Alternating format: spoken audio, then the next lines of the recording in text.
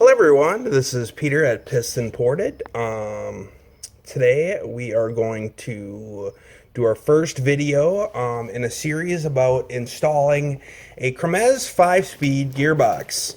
Now, today's video is primarily just going to be about unboxing the gearbox, talking about the gearbox, and just kind of like getting set up for the gearbox. And then the next videos we'll move into actually installing the gearbox on my personal scooter, my Vijai Super 150 with an RT225 kit in it.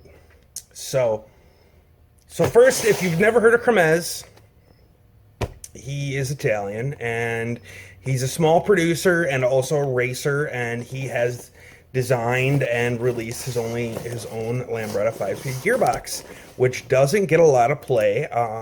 It's really hard to find information about it, but you can order them at pistonported.com. So if you want a Crimaz 5-speed gearbox, you can get one. I think they're retailing right now at Piston Ported for like $9.75. Obviously depending on the euro, but it is still the cheapest, or at least most affordable 5-speed gearbox currently on the market. So today we're just going to introduce you to, the gearbox itself, and talk a little bit about ratios and stuff, and then the next one we'll actually get down to it. So here's the box. You can see it's really fancy. It's really just a white box. You're not paying for packaging here. You're really just paying for the gearbox.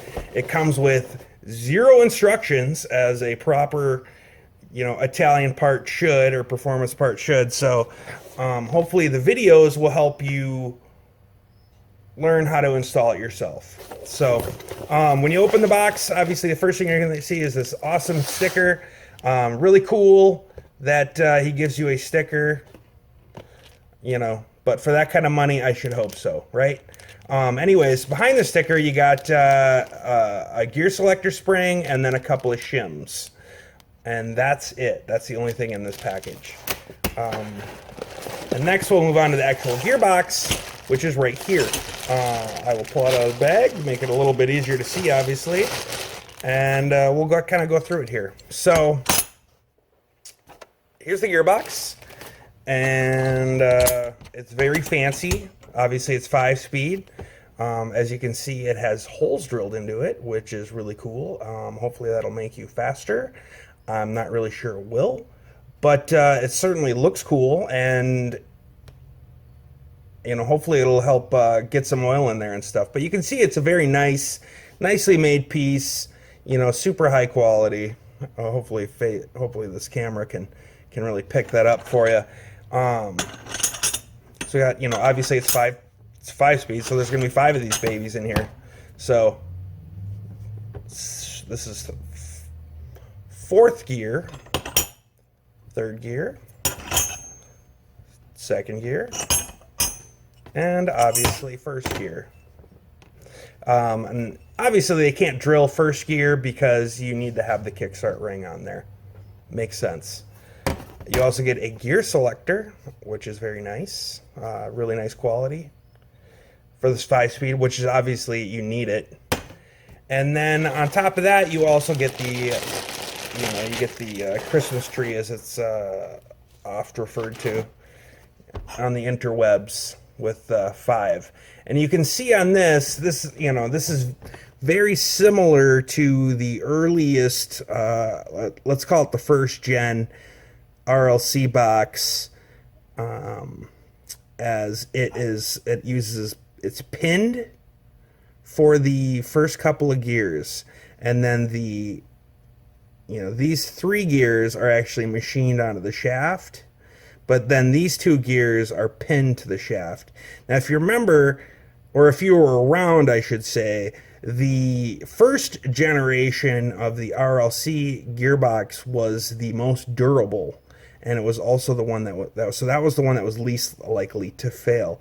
It also has a hole drilled all the way through it to get oil down to that bearing, and yeah, that's that piece in its finest.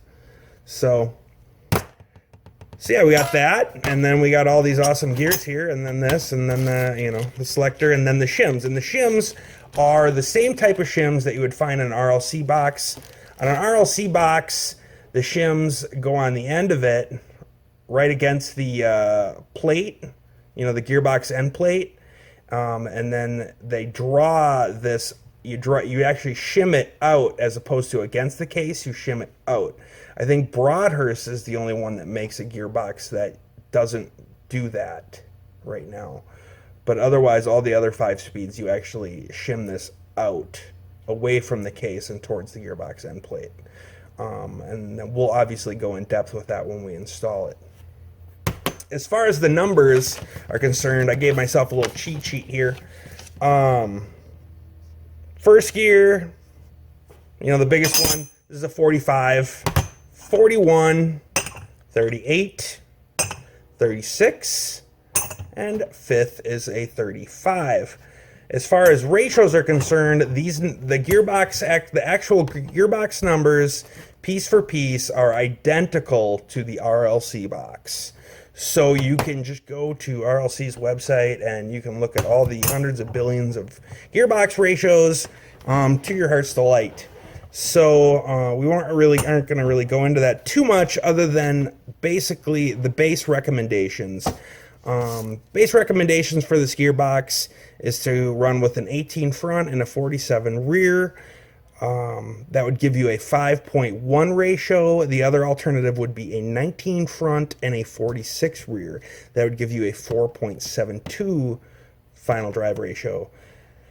The 1847 with the 5.1 final drive ratio is going to, that's a 5.1, and a stock LI 150 is a 5.21. So that should give you at least some type of a reference if you were running just a stock LI 150 gearbox with the 1546 standard sprocket size. That's a 5.21. This is a 5.1. That would be for, maybe peakier motors or what have you there.